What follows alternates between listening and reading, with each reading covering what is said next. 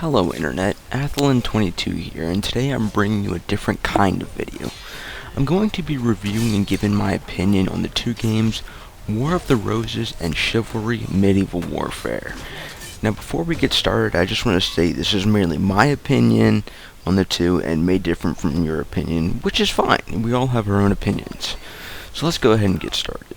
I'm breaking the video down into 5 categories: gameplay, graphics, game types, cost, and my overall favorite. Okay, so above all else, I find gameplay, to be the most important, so let's start there. So let's do this in alphabetical order and start with Chivalry. So Chivalry is a first-person or third-person melee combat game. It does offer ranged combat, but it seems to kind of lack in that department compared to the melee. The melee in this game is top-notch and sometimes quite brutal, but you would kind of expect that from a melee-focused game.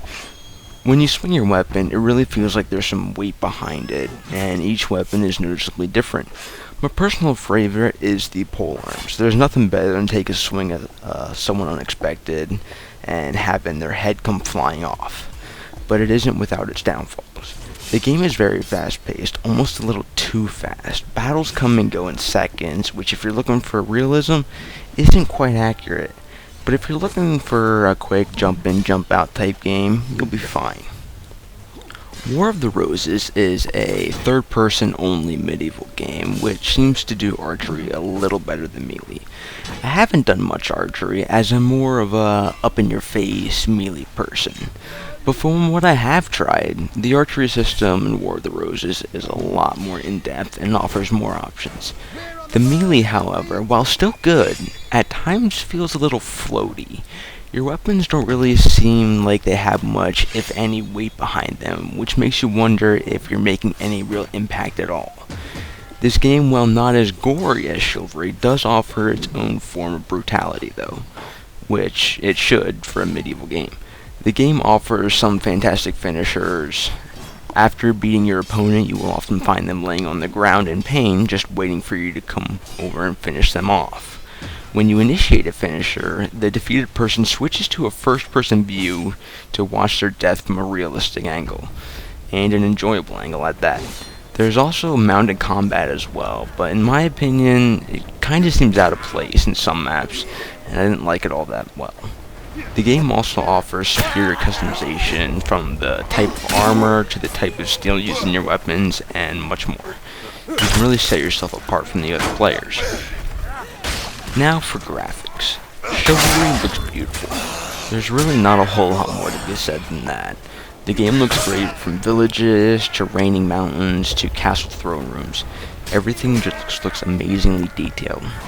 There really isn't a whole lot to say on the subject, as the video is pretty much doing the job for me, so I'll let you watch that and make the decision for yourself.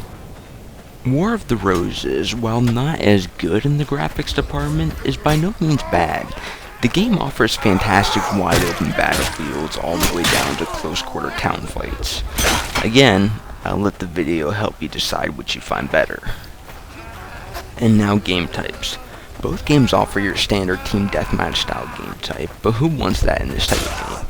Games like this are all about castle sieges and actually being part of the war, and Chivalry's got that covered with its team deathmatch game type.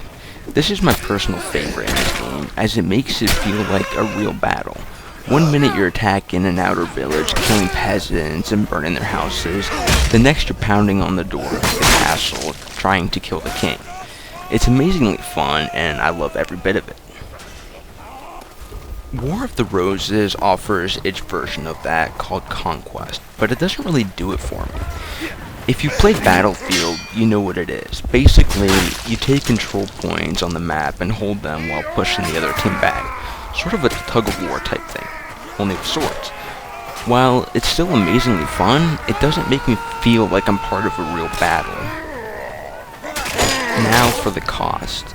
The costs actually don't differ too much. On Steam in the US, you can pick up Chivalry for $24.99 and War of the Roses for $29.99. All in all, I find both games great in their own way. But like many, if you can only afford one, odds are you're scrambling from video to video trying to make up your mind.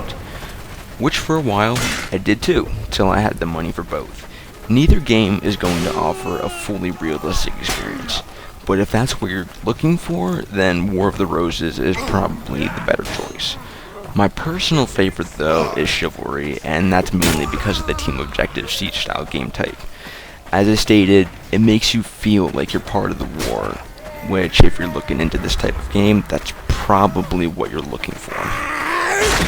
As a final statement, I don't regret buying any game. I've found hours of enjoyment out of both, and I will continue to play both. But Chivalry just seems to do more things right for me. The promise of all free DLC doesn't hurt either. I hope I've helped some of you choose between the two. If you liked the video, please rate and subscribe for more, as more videos are on the way. Thank you.